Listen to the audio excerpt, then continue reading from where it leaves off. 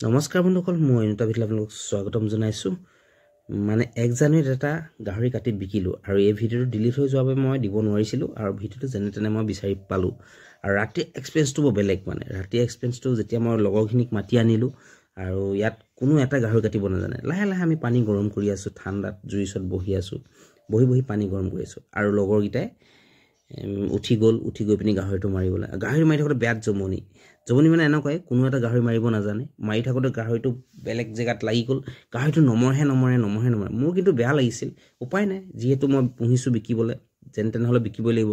বেপাৰীয়ে যিহেতু উচিত দাম নিদিয়ে, সেইকাৰণে মানে কাটি 1 জানুৱাৰীত বিকিলোঁ।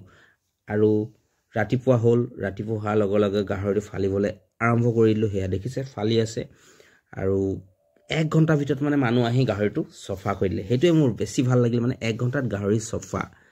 বন্ধুসকল, এইটো ভিডিঅ'টো ইমানেই আছিল আজিলৈ, তেনেহ'লে বাই।